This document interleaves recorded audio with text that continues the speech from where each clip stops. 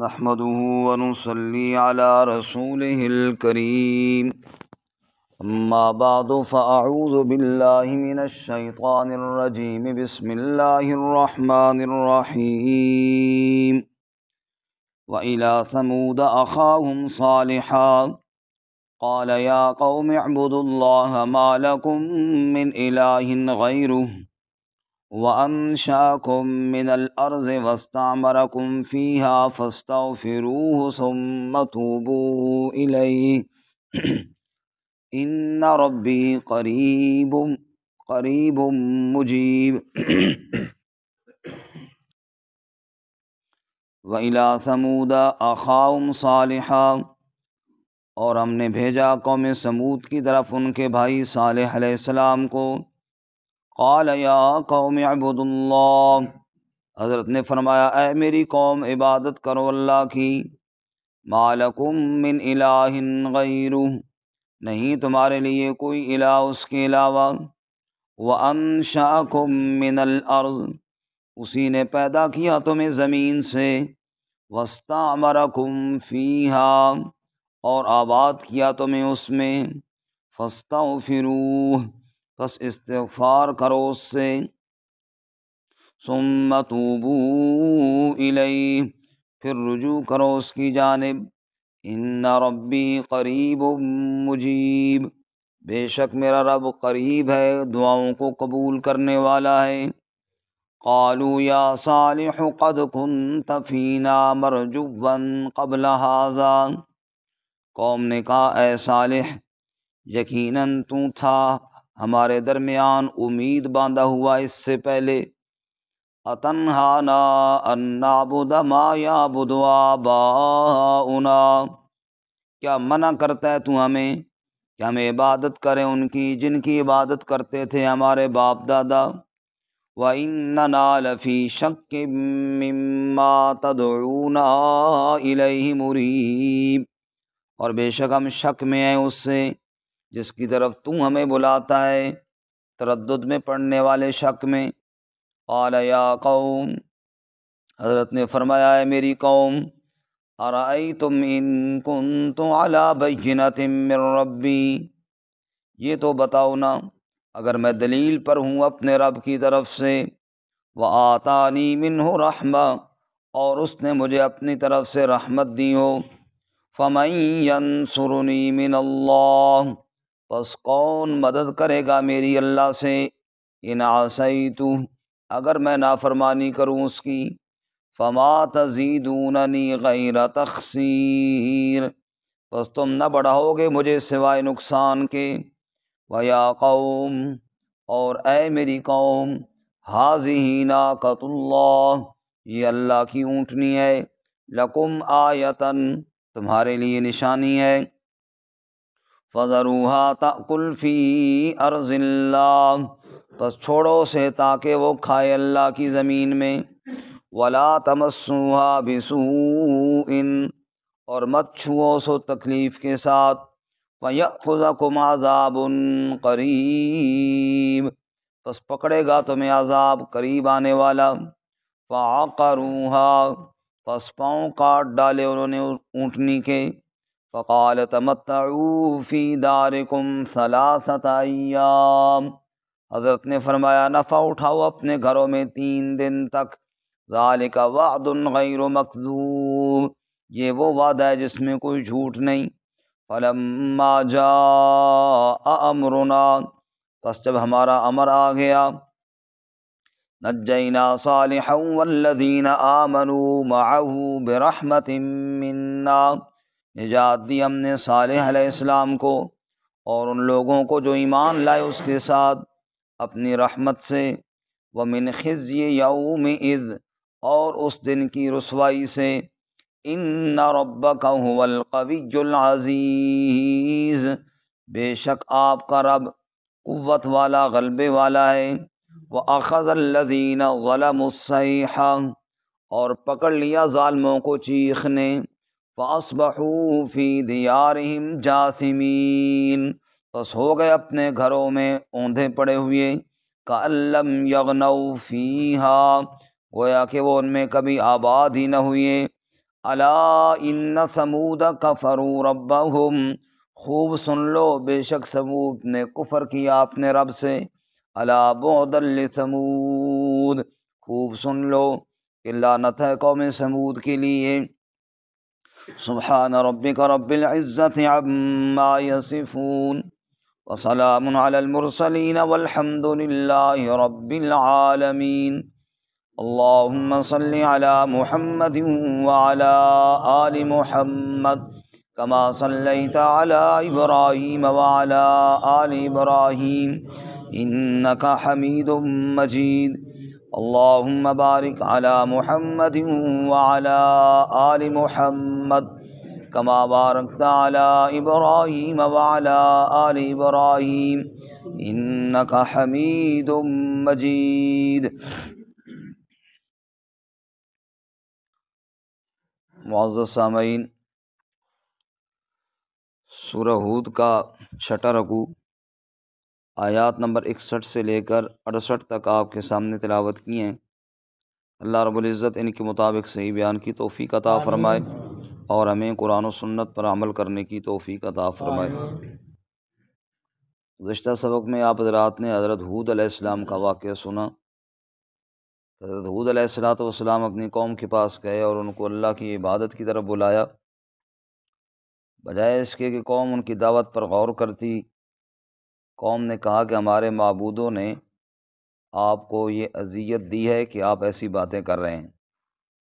ہود علیہ السلام نے فرمایا کہ اللہ کے علاوہ سارے مل کر جو کر سکتے ہو کرو، میرا بھروسہ اپنے اللہ کی ذات پر ہے۔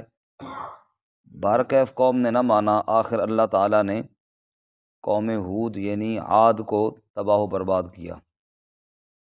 آج کے سبق میں حضرت صالح علیہ السلام کی قوم سمود کا تذکرہ ہے۔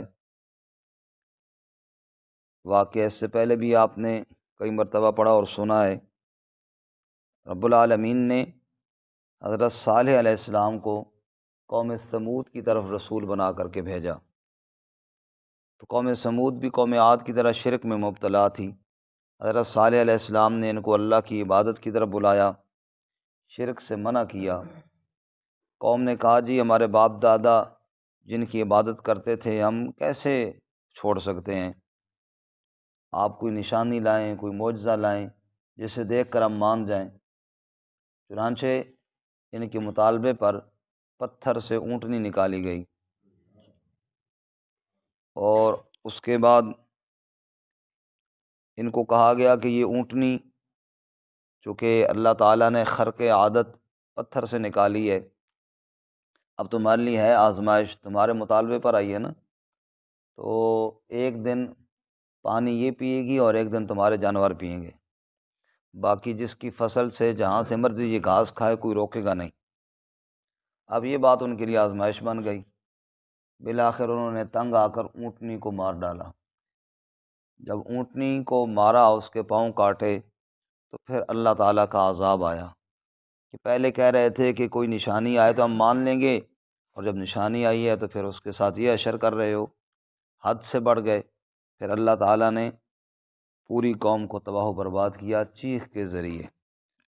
اللہ اپنی پکڑ سے ہماری حفاظت فرمائے۔ چنانچہ ارشاد فرماتے ہیں وَإِلَىٰ ثَمُودَ أَخَاهُمْ صَالِحًا، اور قوم سمود کی طرف ہم نے ان کے بھائی صالح علیہ السلام کو بھیجا۔ اور یہ قوم کفر و شرک تو کرتی تھی، باقی پہاڑوں کو تراش تراش کے گھر بناتی تھی، اور بڑے بڑے ان کے محلات۔ وَثَمُودَ الَّذِينَ جَابُوا الصَّخْرَ بِالْوَادِ، سورۃ الفجر میں ہے کہ انہوں نے بڑی چٹانوں کو تراشا تھا، اور یہ سمجھتے تھے کہ شاید ہمارے ان مکانوں میں کون آئے گا جی، یہاں کیسے پکڑ آئے گی۔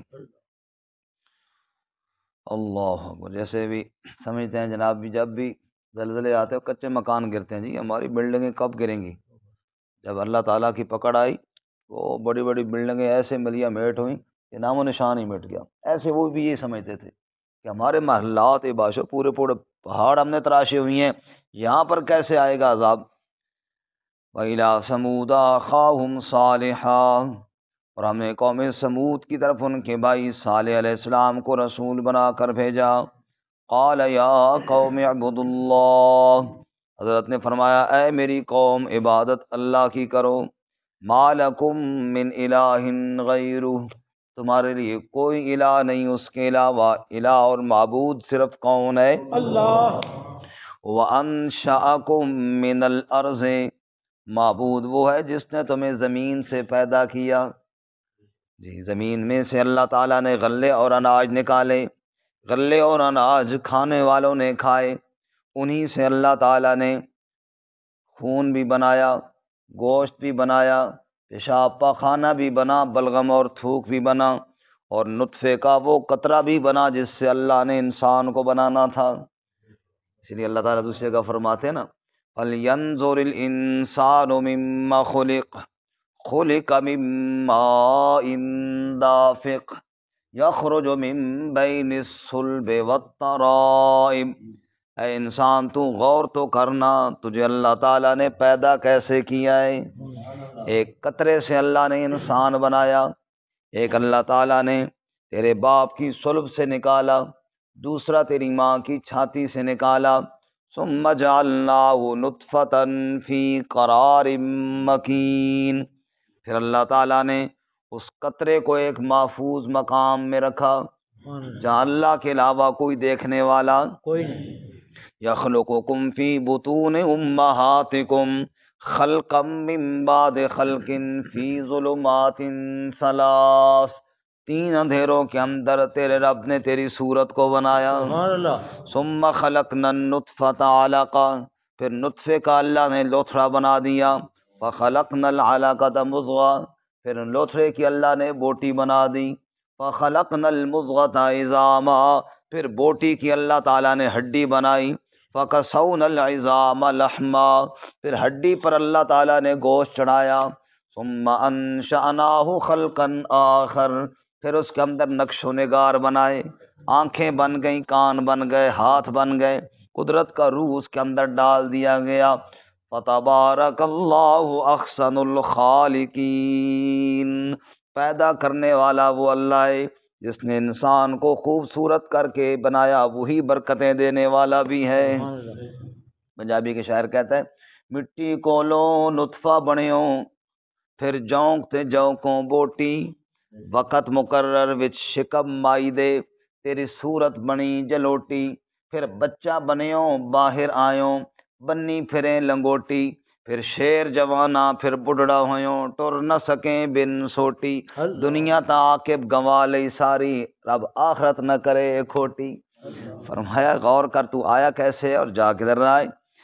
حضرت نے فرمایا ہوا انشاکم من الارض، معبود وہ ہے جس نے مٹی سے تمہیں بنایا، زمین سے تمہیں بنایا، واستعمرکم فیہا، اور اسی زمین میں تمہیں آباد کیا، بنیاد بھی تمہاری مٹی ہے اور رہائش بھی تمہاری، منہا خلقناکم وفیہا نعیدکم ومنہا نخرجکم تارۃ اخری، سورۃ طٰہٰ میں فرمایا اسی سے ہم نے تمہیں پیدا کیا، اسی میں ہم تمہیں دوبارہ لوٹائیں گے اور اسی سے ہم تمہیں دوبارہ اٹھائیں گے۔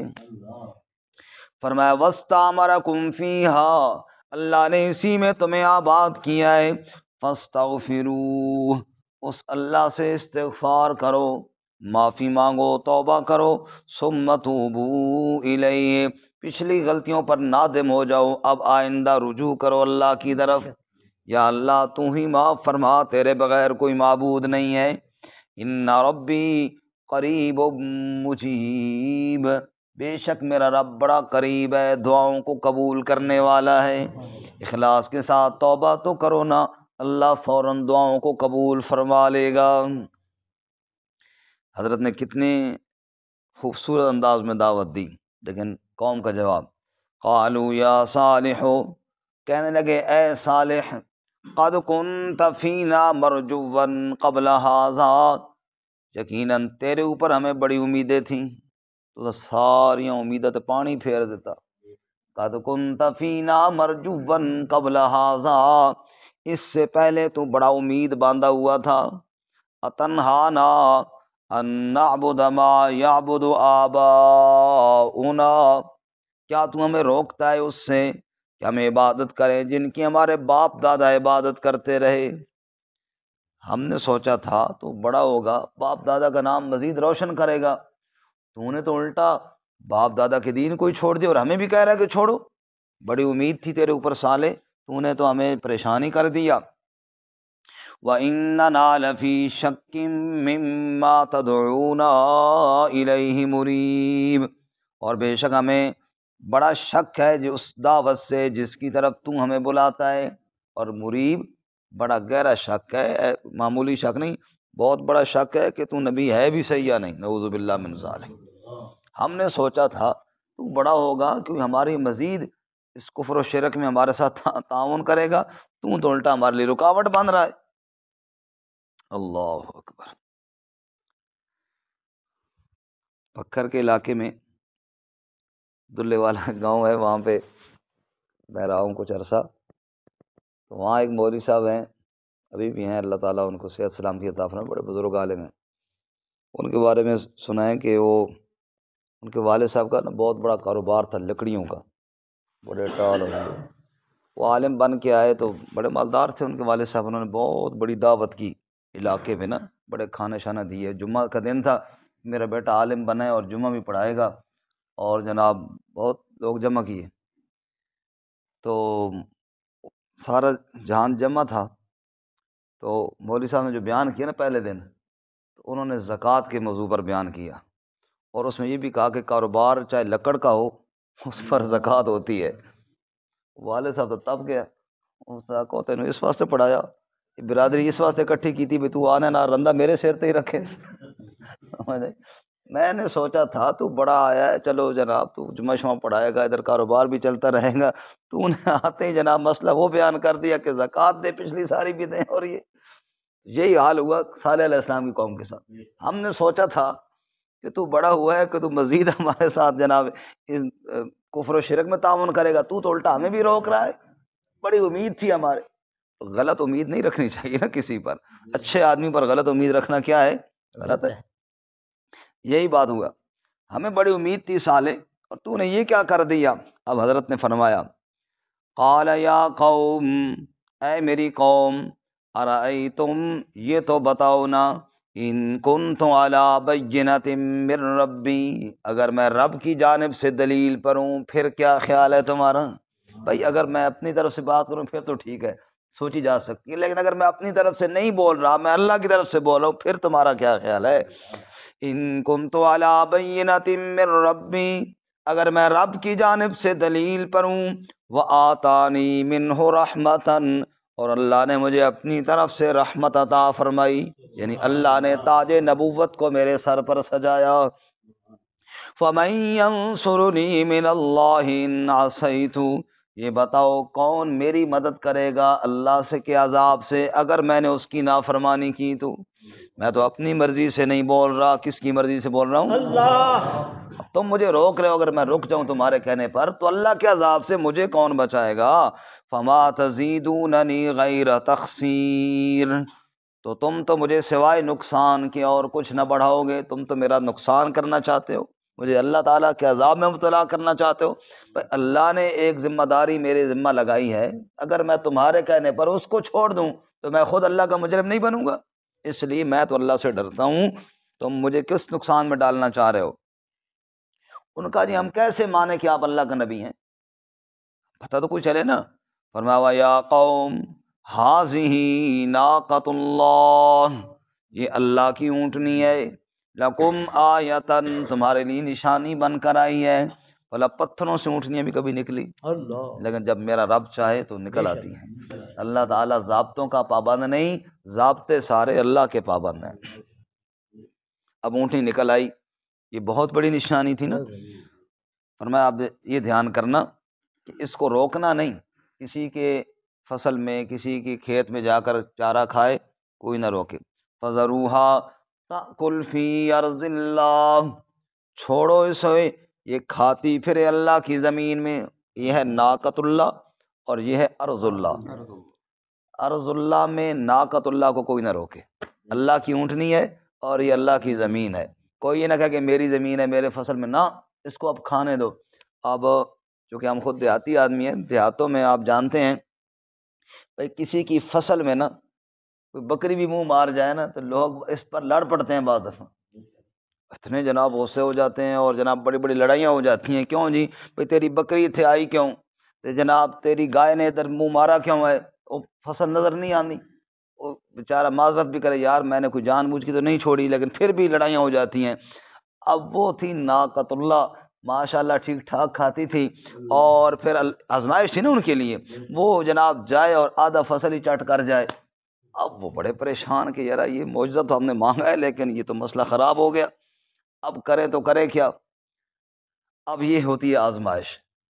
اب چاہیے تو یہ تھا کہ اب جو مرضی ہو جاتا، اب اللہ تعالیٰ سے خود معجزہ مانگا، اللہ کے نبی سے مانگا، اب اس کا احترام کرنا ان پر فرض تھا، لیکن بدبختی غالب آئی۔ خیر، حضرت نے فرمایا یا قوم، اے میری قوم، ہذہ ناقۃ اللہ، یہ اللہ کی اونٹنی ہے، لکم آیتن، تمہارے لیے نشانی ہے، فذروها تأکل فی ارض اللہ، چھوڑو اسے تاکہ اللہ کی زمین میں کھاتی رہے، ولا تمسوها بسوء، اور اسے تکلیف کے ساتھ مس بھی نہ کرنا، چھونا بھی نہیں، اسے تکلیف پہنچانے کے لیے ہاتھ بھی نہ لگانا، ورنہ فَيَأْخُذَكُمْ عَذَابٌ قَرِيبٌ، تمہیں پکڑ لے گا عذاب، اور عذاب کوئی دور نہیں، عذاب ہی قریب ہے، عذاب قریب، فوراً اللہ کا عذاب آئے گا اور مارے جاؤ گے، اس کو آپ تکلیف دینے کے ساتھ ہاتھ بھی نہیں لگانا۔ لیکن اللہ فرماتے ہیں فَعَقَرُوهَا، اور سورۃ شمس میں کیا فرماتے ہیں كَذَّبَتْ ثَمُودُ بِطَغْوَاهَا إِذِ انبَعَثَ أَشْقَاهَا، فرمایا قوم سمود نے جھٹلایا جب ان میں سب سے بڑا بدبخت، اس سے بڑا بدبخت کوئی نہیں جس نے اس اونٹنی پہ تلوار چلائی، اذ انبعث اشقاها، جب ان میں سے سب سے بڑا بدبخت اٹھ کھڑا ہوا، فقال لهم رسول اللہ ناقۃ اللہ وسقیاها، حالانکہ اللہ کے رسول صالح علیہ السلام نے کہا تھا یہ اللہ کی اونٹنی ہے، اس کے پانی کی باری ہے، اس کے چارے کا حصہ ہے، لیکن فعقروها، انہوں نے اس کے پاؤں کاٹ ڈالے، عقروها کا مطلب کونچیں کاٹ ڈالی، یہ جو پاؤں ہوتا ہے نا جی اونٹ کا، اس کے اوپر یہاں پہ چھوٹے چھوٹے دو نشان سے بنے ہوتے ہیں، اس کو کہتے ہیں کونچے، وہاں پر اس ظالم نے تلوار ماری اور اونٹنی کے پاؤں کاٹ دیے۔ اب سوال یہ پیدا ہوتا ہے کہ کاٹا تو ایک بندے نے تھے، عذاب پوری قوم پر کیوں آیا؟